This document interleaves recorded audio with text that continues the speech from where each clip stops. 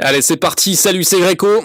Alors aujourd'hui, on va aborder le 49e webinaire sur les 50 de prévu qui s'appelle, que j'ai intitulé l'arnaque de l'analyse technique, entre parenthèses, indicateur technique. Donc voilà. Donc pour moi, on va voir pourquoi j'appelle ça une arnaque, parce que pourquoi vous dire arnaque, parce que la plupart du temps, du moins dans les structures financières qui se respectent un minimum, qui sont un minimum pro, la plupart vont utiliser des blocs bancaires. On l'avait déjà vu dans d'autres webinaires.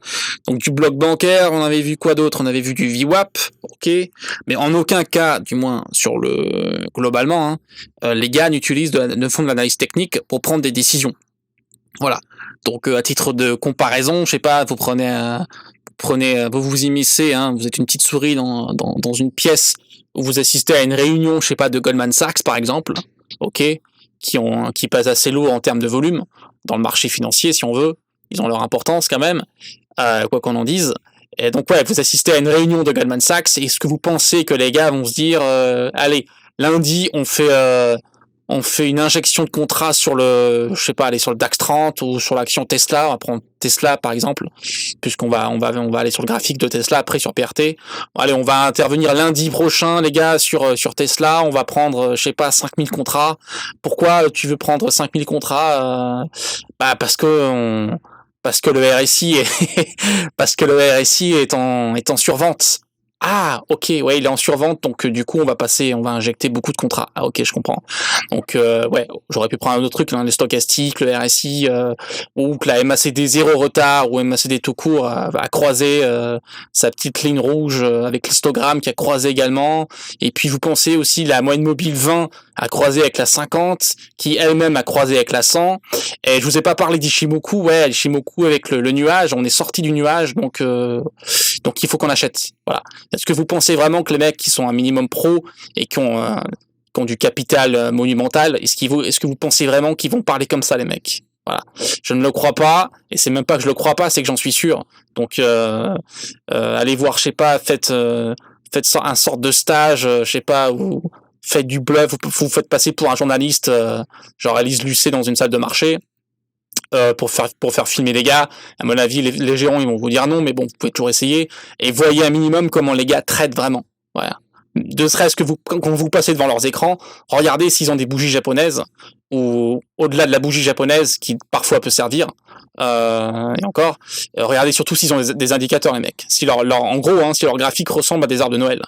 Donc la réponse est non à 90%. Voilà.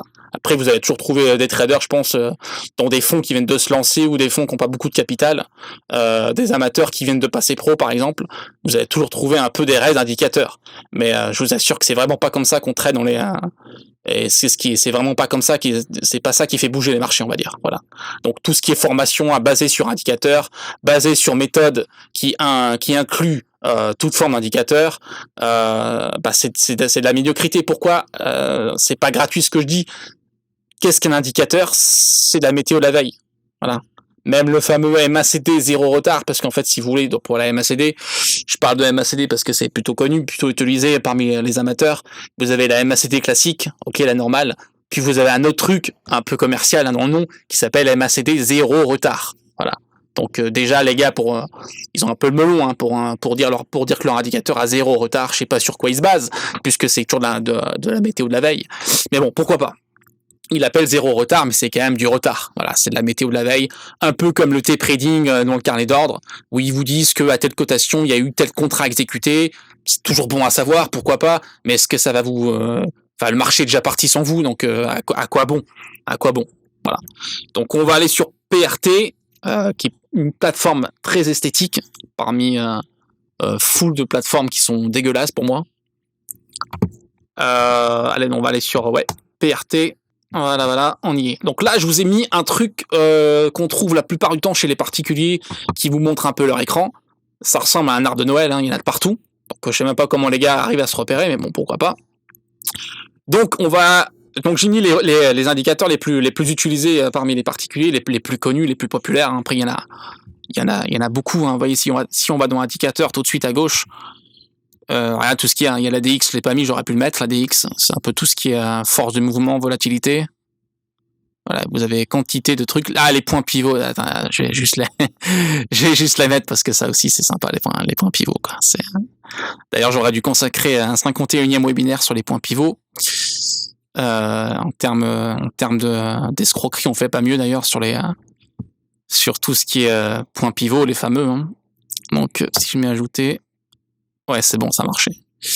Point pivot, ah ouais, la fameuse résistance 3, la 2, la 1, la pivot, le support. Après, c'est toujours, vous voyez, là, j'ai mis perte journalier, donc il y en a plein des formateurs, ils vont vous dire, non, c'est pas le daily qu'il faut mettre, c'est le 4 heures. Ah, non, il faut mettre la hebdo. Après, vous avez plusieurs variantes où les gars mettent le journalier, après ils refoutent de l'hebdo, ils remettent les points pivots en mensu, donc ils ont les 3 à peu près. Donc après, les gars, ils vont se battre parce qu'ils vont se dire, ah, moi, je prends du point pivot, mais sur le cash, ou le CFD, si vous voulez. Non, moi, je prends du pivot, mais que sur le futures. D'accord? Donc, vous allez avoir cette bataille aussi, donc c'est sans fin. Donc, allez, on va mettre journalier, on n'en parle plus. Tac, voilà. Donc, c'est les 3 que vous voyez là. Ok. La ligne blanche, si je dis pas de bêtises, c'est du pivot. Résistance, tout ce qui est rouge. Et tout ce qui est vert, c'est support. Ok. Donc, bref, la plupart de ce qu'on trouve chez les particuliers, c'est la fameuse MACD ou la zéro retard. Donc, je l'ai mise ici en premier, hein, vous voyez. En gros, c'est ça, hein, quand les deux se croisent, il faut choper avec une petite barre rouge qui passe à ce moment-là. Voilà, après, ça peut passer en dessous. Donc là, ça sera un signal d'achat, du moins pour ceux qui vénèrent cet indicateur. Voilà. Boum. Qu'est-ce qu'on a? Après, vous voyez, les indicateurs, quand je dis que c'est la météo de la veille, ils disent tous un peu la même chose. Vous voyez, par exemple, on a cet exemple ici, où c'est en survente, donc on achète un petit peu. Comme par hasard, à ce moment-là, sur le RSI, donc quand on est sous les 20, on est en survente, ok, donc ça va remonter, donc on a un signal d'achat, du moins pour ceux qui adhèrent au RSI, ok, période 14, hein. Donc aussi, vous avez la bataille aussi de ceux qui disent, bon, le plus classique c'est RSI 14, hein. Donc vous avez qui disent, non, c'est pas le 14, c'est le 17, non, c'est le 16,5, non, c'est le 12. Moi, j'ai fait mieux que les autres, du coup, j'ai RSI 12. Ah, ok, 12. Donc tous les jours, vous avez le nombre de périodes qui diffère, voilà, qui change. Donc à chaque fois, vous voyez, c'est toujours un peu la méthode de la veille. Ici, signal d'achat, RSI, pareil. Comme par hasard sur le stochastique, c'est un peu similaire au RSI si on veut. Hein. La même merde pour moi, tout ça. On a aussi un signal d'achat, voilà, ici. J'ai mis les volumes histoire de, parce que ça fait toujours bien de mettre les volumes, alors que généralement on fait ça sur du CFD. Donc tout est faussé, bien sûr, c'est pas les vrais volumes. Mais bon, le broker le propose, hein, donc déjà on va le virer. Voilà, donc ça c'était pour tout ce qui est indicateur. D'ailleurs, je vais le virer puisque c'est tellement dégueu et ça sert à rien. Allez, on vire. Alors, on va parler d'un truc qui est magnifique. On va le réserver à la fin, c'est sympa. Donc ça s'appelle Ishimoku. Dans le milieu, on l'appelle Ilchibuku. Voilà. Faut poser la question à quelques pros, ils rigoleront là-dessus aussi. Donc, attendez, je vois même plus tellement il y a de trucs. Ouais. Donc, tout ce qui est violet, j'ai mis du remplissage, c'est les fameuses bandes de Bollinger. Ça, c'est plutôt bien utilisé. Voilà. Donc, quand ça monte et qu'il y a de la volate, la moyenne d'en haut s'écarte comme une mâchoire qui s'ouvre. Ok. Et dès que le marché s'épuise, rebaisse, devinez quoi? Ça commence à se refermer et ça rebaisse. Voilà, c'est super. Donc, ouais, Bollinger, c'est tout ce qui est violet. Attendez, on va le virer parce que sinon on voit plus rien. Bollinger, boum, on supprime. Voilà. Alors ça, toutes les petites lignes pointillées, c'est les fameuses moyennes mobiles. Ben, je vous apprends rien, à mon avis, vous devez les connaître. Alors les plus utilisées, ça fait toujours un peu peine de dire ça, les plus utilisées. Les plus utilisées chez les particuliers dans le trading amateur, on va dire, c'est la moyenne mobile 7. Donc je pars du principe que c'est des moyennes mobiles simples. Parce que là aussi, vous avez plusieurs formes de moyennes mobiles, c'est ça qui est drôle. Si on met... Attendez, bougez pas. Si on va dans l'indicateur... ouais, c'est ça, simple. Donc ouais, c'est ce que je voulais dire. Vous avez la simple, la plus utilisée, après vous avez l'exponentielle, vous avez les moyennes mobiles pondérées, le lissage de Wilder, la triangulaire, le 8 point, le time series, le zéro retard, le hull. Voilà. Donc si vous fouillez un peu sur Internet, vous allez trouver des méthodes miracles, hein, bien sûr. Elles sont tellement miraculeuses qu'elles sont gratuites sur Internet, ou qu'on vous les vend 5$. Voilà. Donc les mecs vont faire une association de combos, de combinaisons avec des moyennes mobiles simples, 7. Après ils vont mettre une moyenne mobile exponentielle à 9. Après ils vont mettre une pondérée à 12,5. Voilà. Donc vous avez un peu tout ça. Donc voilà. Donc ouais, les plus utilisées, c'est la 7, la 20, la 50, la 100, la 200 et la 500, hein, voilà, histoire de... Donc ça, c'est tout ce qui est ligne pointillée. Du coup, pour qu'on y voit un peu plus clair pour les fameux qui vont arriver, on va les virer. Donc, on supprime petit à petit toute la pollution d'un graphique avec les indicateurs. La 7 aussi, boum. Voilà. Point pivot, on les garde. Donc ouais, on va finir sur Ichimoku. Alors Ichimoku, c'est vraiment un sujet à controverse. Hein. Il y a vraiment carrément des guerres sur Twitter. Hein. Pas des associations, j'ai envie de dire, mais presque. Des mecs qui se battent pour ceux qui sont racistes envers l'indicateur Ichimoku et ceux qui prônent les vertus thérapeutiques et financières d'Ichimoku. Voilà. Donc après, chacun voit midi à sa porte, hein, en fonction de... Peut-être que vous avez une période de trading où vous avez beaucoup de chance. Bon, généralement, ça s'appelle la chance du débutant, hein, plus qu'autre chose. Et vous avez utilisé ce fameux indicateur et ça vous a réussi pendant 3 mois. Du coup, vous ne pensez qu'à ça, vous ne prenez que cet indicateur. Et voilà. Et donc, si vous avez quelqu'un qui vous déglingue et chie beaucoup, vous allez le déglinguer aussi à votre tour. Voilà. Donc, je vous assure que dans les salles de marché, personne n'utilise Ichimoku. C'est surtout ça dont on parle. Voilà. Donc, ce qui fait bouger les marchés, c'est les volumes des grosses mains. Et les grosses mains, en l'occurrence, n'utilisent pas d'indicateur. Donc, si vous voulez après cette déclaration continuer à faire de l'indicateur, pourquoi pas. Mais c'est pas comme ça c'est pas ça qui influence les marchés. On va pas, un Goldman Sachs va pas mettre des millions de dollars sur Tesla parce que le cours a rebondi sur le nuage, voilà, ou est sorti du nuage. Ça ne marche pas comme ça. Voilà. Donc, sans rentrer plus dans les détails, puisque pour moi c'est du fumier tout ça. Donc Ichimoku, on va le virer. Boum. Petit à petit, on arrive à un truc un peu plus clair.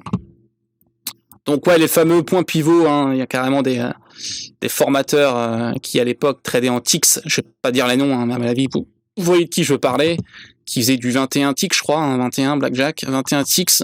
Après, il changeait parce que on sait pas pourquoi, à mon avis, ça marchait pas. Il se mettait en 50 ticks, après il se mettait en 80, après il rechangeait, il repassait à 21, après il repassait à 12, à 10. Donc ça changeait à peu près tous les mois. Hein.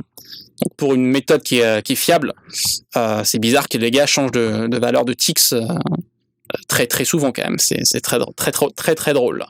Donc ouais, vous avez le fameux point pivot. Ok, donc c'est généralement sur ce qui s'est passé la veille, hein, avec les clôtures, l'ouverture de la bougie, les plus hauts, les plus bas, les mèches, c'est à peu près ça, quoi, si vous voulez. Donc point pivot, les résistances, les R2, les R3, les S1, les S2, les S3. Parfois ça marche, hein, pour vulgariser un peu la chose, hein, quand les marchés savent pas trop où aller et que ça range sur 10-15 points, ils vont se raccrocher à n'importe quoi. Et puis ils vont voir un point pivot du jour, et puis ils vont faire un peu de résistance. Parfois le point pivot il va se faire complètement violer, parce que c'est vraiment le terme. Hein. Il va se faire transpercer de toutes parts avec des spikes de 10, 30, 40 points. Et du coup, non, forcément, ceux qui font du point pivot, ils vont se prendre une tollée. Hein. Mais ils vont pas faire de vidéo là-dessus avec des lives différés. Donc ils vont pas en parler, bien sûr. Voilà. Les résistances, c'est la même chose. Hein. Des fois ça marche, des fois ça marche pas. Donc déjà, quand on emploie le terme des fois, c'est relié à quoi? C'est relié à l'incertitude. Voilà. Quand on fait du marché, du moins sur long terme, l'incertitude, on cherche à tout prix à le fuir.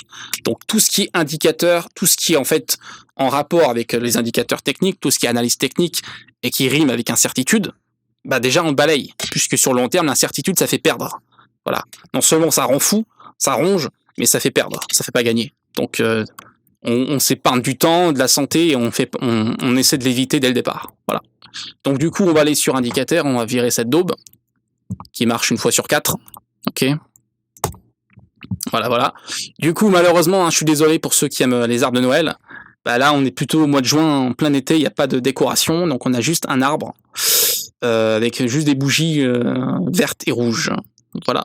Et encore, j'ai gardé les bougies japonaises, hein, mais je vous dis vraiment, dans la plupart des structures financières dignes de ce nom, hein, j'aime bien ce terme, les gars n'utilisent pas tout ça. Même les bougies japonaises, hein, généralement, ils se mettent en montagne, hein, les fameuses montagnes, avec ce qu'on voit dans Bloomberg, Reuters, ou sur BFM Business, par exemple. Donc, ils ont surtout de la VWAP. Même les VWAP, hein, des fois, ils ont des courbes sur les graphiques, mais des fois, ils ont juste les chiffres. Voilà, sur Tesla, je sais pas, peut-être qu'ils ont une VWAP à 940, donc du coup, ils ont une ligne où il y a marqué VWAP, Daily, Monsu, j'en sais rien, 940. C'est tout. Voilà. Bloc bancaire, ils les notent dans leur tête, ils les connaissent par cœur. Zone à 1000 points, entre 1010 et 1000 points. Ok. Donc les gars ont pas besoin d'indicateurs en fait. Et par ailleurs, quand vous faites du pure hedging, donc vous achetez et que vous vous couvrez avec un put, si jamais ça part à la cave, vous en foutez complètement des résistances, si vous les avez atteintes ou pas, quoi. Vous regardez un petit peu histoire de soigner votre timing. Mais c'est vraiment, on va pas s'attarder là-dessus plus qu'autre chose. C'est surtout ça que je veux vous dire, quoi. Donc, qu'est-ce qu'on a dit? Ah oui, par contre, on n'a pas vu les fameux canaux. Donc, on va mettre des trucs automatiques. Ah, ça, c'est sympa comme outil aussi, comme escroquerie, ça se pose là aussi. Donc, vous voyez, c'est un truc que vous fait PRT automatiquement, vous voyez. Vous pouvez les tracer vous-même, hein, les fameux. Oui, là, il a pris le plus haut et un plus bas significatif, super. Voilà. Et après, il faut des canaux automatiques aussi. Tac. Vous voyez, c'est joli, c'est tout propre. Sauf que ça marche une fois sur 10. Mais sinon, ça va. Voilà. Vous voyez, par exemple, ici, vous voyez, on dirait, imaginez qu'on n'a pas vu que cette partie du marché s'est pas encore produite. D'ailleurs, je vais le cacher, vous voyez. Vous voyez, ici, voilà, une touche, ça déborde un peu, mais bon. On est toujours tolérant avec l'analyse technique, de toute façon. Donc, ça réintègre. Ok, donc fausse cassure, hein. Voilà, ça monte. Et ah, vous avez vu là, boum. Ah, magnifique, c'est rebondi au point près. Donc, tous les mecs sont à fond là-dedans. Et qu'est-ce qui va se faire après? Donc là, ça va retoucher. Après, ça transperce. Donc là, ici, tout le monde a shorté, comme par hasard. Et ils ont tous mis leur stop là, au plus haut. Voilà. Et comme par hasard, boum, ça a réintégré. On est quand même en 4 heures. On n'est pas en 1 minute. Hein. Donc c'est un peu fiable, un minimum. Donc forcément, ça a transpercé. Donc des fois, ça marche. Des fois, ça marche pas. La plupart du temps, je vous confirme que ça ne marche pas. Voilà. Donc à quoi bon? C'est de l'incertitude. Pourquoi faire ça sur le long terme? Je vous pose la question. Puisque au final, c'est de l'incertitude. Donc voilà. La seule chose qui est certaine en finance, c'est le prix. Le hedging, que vous ayez raison ou tort sur votre position originelle, que vous soyez à la hausse ou à la baisse, si vous êtes bien hedgé, à la limite, vous évitez la casse, ou alors vous grappillez un peu de gain, mais il n'y a que ça de vrai, quoi. Les blocs bancaires, les VWAP, et c'est tout, les niveaux. Voilà. Donc tout ce qui est, je vous l'officialise, hein, tout ce qui est indicateur technique, analyse technique, canaux, etc. Ça peut marcher de temps en temps, mais je vous dis que sur le long terme, ça ne marche pas. Ça marche peut-être 2 fois sur 10. Allez, j'avais dit 1 fois sur 10. Je suis un peu plus tolérant. 2, 3 fois sur 10. Mais le reste du temps, ça ne marche pas. Vous vous faites défoncer. C'est faussé. C'est un peu comme le carnet d'ordre, voilà, qu'on a vu hier en webinaire. Tout est faussé. Donc évitez de le faire et faites plutôt de la VWAP, du bloc bancaire, du hedging, peu importe si vous avez raison ou tort sur le marché à la base. Si vous êtes bien hedgé, il n'y a pas de quoi être craintif. Ok, voilà. Donc allez, on va arrêter de regarder parce qu'on est au mois de juin, on n'est pas encore en décembre pour Noël, donc on va arrêter de regarder les arbres de Noël. Donc voilà, tout ça pour résumer, c'est du bruit, c'est du ouais, ça fait bien, ça fait stylé. Enfin, ça fait stylé dans le trading amateur. Hein. Chez les pros, vous passez plus pour des guignols qu'autre chose. Hein. Quand vous montrez des screenshots sur les réseaux avec du RSI, du stochastique, et qu'un vrai pro il passe là, il voit ça. Le mec, même pas, soit il vous bloque, soit il vous zappe en 2 secondes. Hein. C'est voilà. Donc pour tout ce qui est département illusion, c'est terminé. Voilà, MyFixBook, ça a été fait hier, carnet d'ordre, c'est bon, gestion active, levier, on l'a fait tout à l'heure, live trading, scalping, les 2 reliés d'ailleurs, et analyse technique, on est en train de le finir. Voilà, il restera donc quoi, le département options. Ça, on est quoi? On est samedi, j'attaquerai lundi, par les basiques et les lettres grecques, voilà, parce que si on connaît pas ça, après, on peut pas vraiment comprendre les options. Donc on va faire ça dans l'ordre. Et je pense que je vais d'ailleurs mettre VI au tout début, avec ATM, ITM, OTM, au tout début, et après je ferai décaler ça. Voilà. Parce que ça sert à rien de voir VI, ATM, volatilité implicite à la toute fin. Faut le voir dès le début. Parce que c'est à partir de ça qu'on généralement prend nos positions. Ok, allez, ça marche. J'espère que ça vous a plu. Regardez tous les autres webinaires si vous les avez pas encore vus. Et on se dit à très vite pour enfin, vu du sujet, le vrai trading, la vraie finance, les options. Allez, à bientôt. Bye bye.